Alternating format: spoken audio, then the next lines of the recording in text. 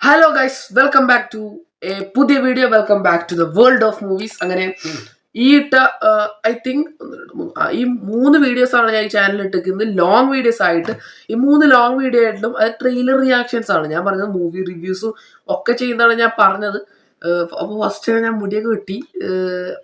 എങ്ങനെയുണ്ടെന്ന് പറഞ്ഞാൽ വെറുതെ. സോ പടം കണ്ടിരിക്കുകയാണ്. നമ്മുടെ മസ്തിഷ്ക മരണം എന്ന് പറയുന്ന ഒരു സിനിമയാണ് കണ്ടത്. നമ്മുടെ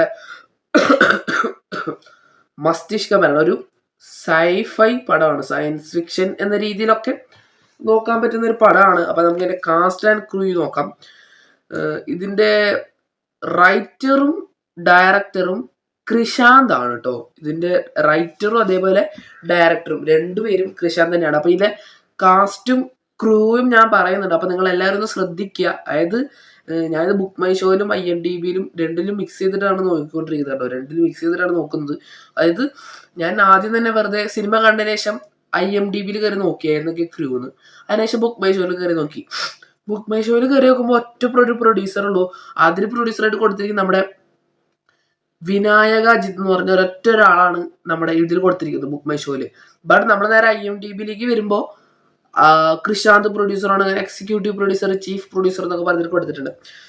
നമുക്ക് തുടങ്ങാം. ഇതിൽ റൈറ്റർ അതേപോലെ ഡയറക്ടർ നമ്മുടെ കൃഷാന്ത് ആണ്. പിന്നെ പ്രൊഡ്യൂസർ വിനായക അജിത്ത്, നമ്മുടെ അത് തന്നെ ആ വിനായക അജിത്ത് ആണ്.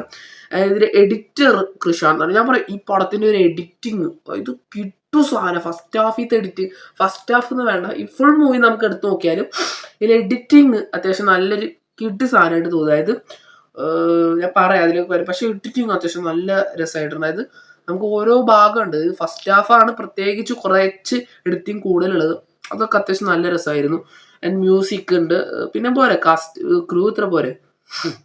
അതിന് കാസ്റ്റിംഗ് നോക്കുമ്പോൾ ഇതിൽ മെയിൻ ക്യാരക്ടർ ആരാന്ന് വെച്ച് കഴിഞ്ഞാൽ ഒന്ന് രജീഷ വിജയനാണ് ഇതിലെ മെയിൻ ക്യാരക്ടർ, ഇതിലെ മെയിൻ ആക്ടർ അല്ലെ ആക്ട്രസ്. അതായത് മെയിൻ ഇതിൽ ആരാണ് മെയിൻ എന്ന് ചോദിച്ചു കഴിഞ്ഞിട്ടുണ്ടെങ്കിൽ രജീഷ വിജയനാണ്.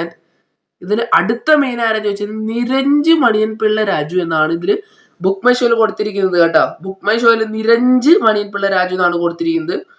ബുക്ക് മൈ ഷോയിൽ ഏത് സോറി ഇത് ബുക്ക് മൈ ഷോ IMDb അല്ല. ബുക്ക് മൈ ഷോയില് നിരഞ്ജ് മണിയൻ പിള്ള രാജു എന്നാണ് കൊടുത്തിരിക്കുന്നത്. പിന്നെ ദിവ്യ പ്രഭ അത്യാവശ്യം അതായിട്ട് ചെയ്തിട്ടുണ്ട്. അത് അത്യാവശ്യം നല്ല റോളാണ് ഇതിൽ കൊടുത്തിരിക്കുന്നത്. അതായത് ഫണ്ണി ക്യാരക്ടർ ആണോ ചോദിച്ചാൽ yes, it's A funny character. But ഇതിൽ മറ്റേ ദിവ്യ പ്രഭയുടെ ഫണ്ണ് അതിൽ ഏറ്റവും കൂടുതൽ പറയേണ്ടത് ഈ കോർട്ട് റൂം ഉണ്ട്. അതിൽ ഏറ്റവും ക്ലൈമാക്സിനോട് എടുക്കുമ്പോൾ കോടതിയിലെ സീനുകളൊക്കെ കോർട്ട് റൂമിൽ ദിവ്യ പ്രഭയുടെ കിഡ് സംഭവം ഉണ്ട്. അതിനായിട്ട് മുമ്പും ഉണ്ട് കേട്ടോ. ഇതിൽ ദിവ്യ പ്രഭ ഒരു ബെസ്റ്റ് റോളാണ്, നല്ല ഫണ്ണി റോളാണ്, നല്ല ചിരിക്കാനുണ്ട്. ദിവ്യ പ്രഭയുടെ ഒരു ഡയലോഗ് ഡെലിവറി നല്ല രീതിയിലാണ് അത് കൊണ്ടുവച്ചിരിക്കുന്നത്. ആൻഡ് രാഹുൽ രാജഗോപാല്, ജഗദീഷ് സെറ്റായിരുന്നു. പുള്ളിക്ക് വേഷം സ്യൂട്ടബിൾ ആണ്.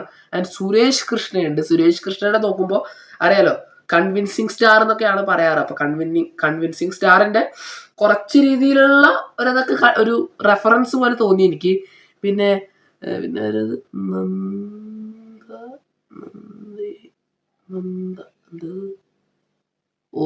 നന്ദഗോപാല അതൊക്കെ ഇട്ടുള്ളതിലാണ്.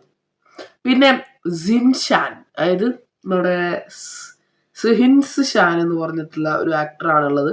പിന്നെ ആൻ സലീം, അതായത് നമുക്കറിയാലോ ആ ഒരു പെൺകുട്ടി. അതായത് നിങ്ങൾ ബുക്ക് മൈ ഷോയിൽ നോക്കി വെക്കുക, ഞാൻ അങ്ങനെ കാണിക്കാം. സോ യെസ്, അതാണ് ഈ പടത്തിന്റെ കാസ്റ്റ് ആൻഡ് ക്രൂ. ഇനി നേരെ ഞാൻ അന്നൊക്കെ ആദ്യമൊക്കെ റിവ്യൂ ഇടുമ്പോൾ പറയാറുള്ളത്, എന്ത് റിവ്യൂ ആണോ, കാസ്റ്റ് ഒക്കെ ക്രൂ ഒക്കെ പറ.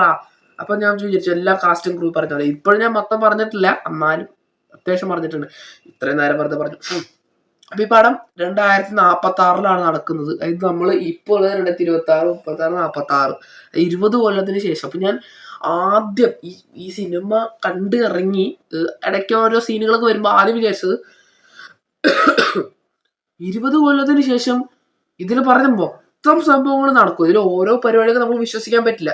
ബട്ട് ഞാൻ വെറുതെ ആലോചിച്ചു, ഇതിന്റെ ഒരു 20 കൊല്ലം മുമ്പിലേക്ക് പോയപ്പോ എത്രയാണ് 2006. 2006 നിന്നും 26 വരുമ്പോ ഇഷ്ടംപോലെ ചേഞ്ചസ് സംഭവിച്ചിട്ടുണ്ടല്ലോ. അതേപോലെ തന്നെ ഇനിയുള്ള 20 കൊല്ലം കഴിയുമ്പോഴും എന്തായാലും വരുമല്ലോ. ഇപ്പോൾ നമുക്ക് തന്നെ അറിയാം, ഇപ്പോൾ നമ്മുടെ ജെമിനി, നമുക്കിപ്പോൾ ഫോണോ അല്ലെങ്കിൽ ടാബ് ഇപ്പോൾ എന്ത് ചെയ്യുക, നടുക്കിനെ പ്രസ് ചെയ്യുമ്പോൾ ജെമിനി വരും. നമുക്കത് പ്രസ് ചെയ്ത് കഴിഞ്ഞാൽ നമുക്ക് എന്തെങ്കിലും സംസാരിക്കാമല്ലോ, സുഖമായിട്ട് സംസാരിക്കാം. ഇത് ജെമിനി എനിക്കൊരു അത് ഒരു ജെമിനി ഇടയ്ക്കൊക്കെ പൊട്ടത്തരം പറയുമെങ്കിൽ നമുക്ക് അത്രയും അതിലാണ് പറയാം. ഇങ്ങനെ ഒരു അതിൽ എന്ത് നമുക്ക് സംശയം ചോദിക്കാമല്ലോ. അതേപോലെ അവിടെ ഒരു കീപ്പിംഗ് സാധനമുണ്ട്, അതിലവിടെ ചോദിക്കും. അതായത് ഞാൻ പറയണ പോലെ 2046 ഇപ്പോൾ നടന്നുകൊണ്ടിരിക്കുന്നത്. 2046 കൊച്ചിയാണ് ഈ സിനിമ നടക്കുന്നത്. ഈ 2046 കൊച്ചിയിൽ നമുക്ക് തോന്നുന്ന കുറേ പരിപാടികളായിട്ടുള്ള ചേഞ്ചസ് അവിടെ നടന്നിട്ടുണ്ട് എന്നൊക്കെ തോന്നും. എന്തെങ്കിലും ഒരു മിസ്റ്റേക്ക് തോന്നുമല്ലോ. ബട്ട് എല്ലാം നോക്കുമ്പോഴും അതിന് അവരുടേതായിട്ടുള്ളൊരു മെയിൻറ്റെയിൻ അല്ലെങ്കിൽ ഒരു ക്വാളിറ്റി അവർ കൊടുത്തിട്ടുണ്ട്. അതിന് അടിപൊളി. അതിന് ഞാൻ ആദ്യം ഒരു കയ്യേറ്റ് കൊടുക്കും. ബെസ്റ്റർ സാധനം എന്നാ പറയാം. പിന്നെ അതിലെന്താണ് പറയാനുള്ളത്, ഞാൻ പറയില്ല വൺ ടൈം വാച്ചബിൾ ആണെന്ന് ചോദിച്ചാൽ ഡെഫിനറ്റ്ലി വൺ ടൈം വാച്ചബിൾ ആണ്. അത് പടം മോശമായതുകൊണ്ടല്ല. ഞാൻ പറയാം, പടം തുടങ്ങിയിട്ട് ഒരു അരമണിക്കൂർ എന്തൊക്കെയോ കാണിക്കുന്നു, വെടിവെപ്പ്, പിന്നെ ഒറ്റടി മാറല്, ഒന്നും മനസ്സിലായില്ല. അപ്പം ഞാൻ അരമണിക്കൂർ തുടങ്ങിയപ്പോൾ മനസ്സിലായി, അയ്യോ ഇത് ബോറടിക്കല്ലോ എന്ന് പറഞ്ഞു.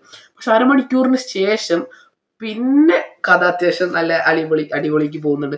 ഞാൻ പറയില്ല, ഫസ്റ്റത്തെ ഒരു അരമണിക്കൂർ എന്തിനോ കാണിക്കുന്നു. ആദ്യം ഒരു വെടിവെച്ച് കളി നിർത്തുന്നു, കാപ്പി കുടിക്കുന്നു, വീണ്ടും തിരിച്ചു വരുന്നു, ഗെയിം കളിക്കുന്നു, എന്തോ എനിക്ക് ആകെ മനസ്സിലായില്ല. പിന്നെ അങ്ങോട്ട് എൻഗേജിലാണ് പോകുന്നത്. ഓരോ ആക്ടറും ഇതിൽ രജീഷ വിജയൊക്കെ ഉണ്ടല്ലോ, എന്തൊരു ആക്ടിങ് ആണെന്ന് പറയാം, കിട്ടിയില്ലെന്ന് പറയാം. ഇതൊന്നൊരു കരിയർ ബെസ്റ്റ് റോൾ എന്ന് വേണമെങ്കിൽ പറയാം, അല്ലെങ്കിൽ പറഞ്ഞോളൂ. അല്ലാണ്ട് എനിക്ക് തോന്നുന്നു ഇത്രയും നല്ലൊരു റോള് കിട്ടിയിട്ടില്ല എന്ന് തോന്നുന്നു. കാരണം അത്രയും അതായത് കുറച്ചങ്ങോട്ട് വിട്ടുപോയ ഓവർ ആക്ട് ആയനെ. അതായത് ഇടയ്ക്ക് നമുക്ക് തോന്നും ഇത് ഓവറായോ, ബട്ട് ബെറ്റർ ആയിട്ട് ചെയ്തിട്ടുണ്ട്. പിന്നെ എനിക്ക് ഇങ്ങനത്തെ സിനിമ വർക്കാവുമോ എന്ന് എനിക്ക് ആദ്യം പേടിയുണ്ട് ഈ സിനിമ കാണുമ്പോൾ. എനിക്ക് ഇഷ്ടാവും, ബട്ട് എനിക്കിഷ്ടായി, സത്യം പറയാം എനിക്കിഷ്ടായി. അപ്പൊ അങ്ങനെയൊക്കെ നോക്കുമ്പോൾ ഞാൻ കിട്ടിയ പടം എനിക്കിഷ്ടായി, അടിപൊളി പടം. പക്ഷെ വീണ്ടും റിപ്പീറ്റ് വാല്യൂ ഉള്ള പടമല്ല. കാരണം നമുക്കറിയാം ഇത് പ്രഡിക്റ്റബിൾ ആണ്, ഇങ്ങനെയാണ് അവിടെ നടക്കുക, അങ്ങനെയാണ് നടക്കുക. But it's a good film. എനിക്കിഷ്ടമായി. നിങ്ങൾ ഡെഫിനറ്റ്ലി നിങ്ങൾക്ക് കാണാൻ താല്പര്യം കാണാം. നെറ്റ്ഫ്ലിക്സിലാണ് പടം ഉള്ളത്. നെറ്റ്ഫ്ലിക്സിലാണ് OTT പ്ലാറ്റ്ഫോമിൽ വന്നിരിക്കുന്നത്. ഈ പടം 1 മാസം മുമ്പാണ്, 27 ഫെബ്രുവരി ആ ഒരു റേഞ്ചിലാണ് പടം റിലീസായത്. സോ ഈ പടത്തിനെ കുറിച്ച് എനിക്ക് ഇപ്പം ഇത്രേ പറയാനുള്ളൂ. എന്തായാലും കാണാത്തവരാണ് നിങ്ങളെങ്കിൽ നിങ്ങൾക്ക് വേണമെങ്കിൽ കാണാൻ, ഫ്രീ ആയിട്ട് കാണാമല്ലോ, നെറ്റ്ഫ്ലിക്സ് ആണല്ലോ. അല്ലാത്തവർക്ക് കാണേണ്ട ഓപ്ഷൻസ് ഉണ്ടാകാം എന്ന് നമുക്കറിയാലോ. കുറേ ഓപ്ഷൻസ് ഉണ്ട്, പ്ലാറ്റ്ഫോംസ് ഉണ്ട്, ആൻഡ് നമുക്ക് അതിലൊക്കെ കാണാം. നെറ്റ്ഫ്ലിക്സിൽ ഇപ്പോൾ കുറേ പേർക്ക് സബ്സ്ക്രിപ്ഷൻ ഉണ്ടാവാം, അവർക്കൊക്കെ ധൈര്യമായിട്ട് കാണാം. ധൈര്യം ഉണ്ടെങ്കിൽ ധൈര്യമായിട്ട് കാണാം. സോ അങ്ങനെയാണ് ഇപ്പോൾ തോന്നുന്നത്. ആൻഡ് ഈ പടത്തിലേക്ക് ഏറ്റവും ഇഷ്ടപ്പെട്ട ക്ലൈമാക്സിനോട് അടുക്കുമ്പോൾ, ക്ലൈമാക്സ് ഒരു കോർട്ട് സീൻ ഉണ്ട്. അതായത് എവിടെയാണെന്ന് വെച്ച് കഴിഞ്ഞാൽ നമ്മുടെ എവിടെ കോടതിയിൽ ഒരു 50 മിനിറ്റോ 45 മിനിറ്റ് വരും. അവിടെ മുതൽ അത് സിനിമ കഴിയുന്ന വരെ കിടിലോസ്കി സാധനമാണ്.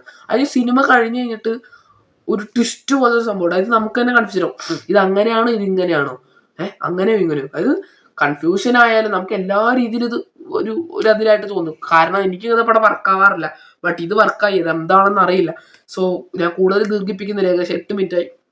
കാണാത്തവരാണ് നിങ്ങൾ, എനിക്ക് ധൈര്യമായിട്ട് കാണാം. നിങ്ങൾക്ക് ബോറടിക്കുകയാണെങ്കിൽ നിങ്ങൾ കാണണ്ട. ഓക്കെ, ആദ്യത്തെ ഒരു അരമണിക്കൂർ നിങ്ങൾക്ക് ഡെഫിനറ്റ്ലി ലാഗ് അടിക്കും. ഞാൻ പറയണത് എനിക്ക് ലാഗ് അടിക്കും, ഞാൻ ലാഗ് അടിച്ച് ചത്ത്.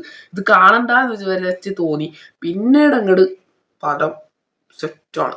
Climax set. ആ കോർട്ട് റൂമിലത്തെ സംഭവങ്ങളൊക്കെ ഉണ്ട്, എൻ്റെ അമ്മോ ചിരിച്ച് ചത്ത്. അവിടെ വേണം പറഞ്ഞത്, ദിവ്യ പ്രഭയുടെ കോമഡി അവിടെ വർക്കായി. പ്ലസ് നമ്മുടെ RDX ഉള്ളൊരു ചേട്ടൻ ഉണ്ടല്ലോ, പുള്ളി അതെ കോർട്ടില് അടിപൊളി സാധനം. ആൻഡ് ഇതിൽ ഇക്വാലിറ്റി പ്രമാണിച്ചു ഞാൻ പറയണില്ല. സോ അടുത്തൊരു വീഡിയോ ആയിട്ട് വരുന്നവരെ എല്ലാവർക്കും പോയി മസ്തിഷ്ക മരണം. It's a good film. ഞാനൊരു 10-ൽ 8 മാർക്ക് കൊടുക്കുന്നു പടത്തിന്. നിങ്ങൾ കാണാത്തവരാണെങ്കിൽ നിങ്ങൾ കാണുക. കണ്ടവരാണെങ്കിൽ തിയേറ്ററിൽ കണ്ടവരുണ്ടാകാം, OTT കണ്ടവരുണ്ടാകും. നിങ്ങളുടെ അഭിപ്രായം താഴെ പറയാം. 9 മിനിറ്റ് ആയതുകൊണ്ട് ഞാൻ പോകുന്നു. Tata, bye bye, see.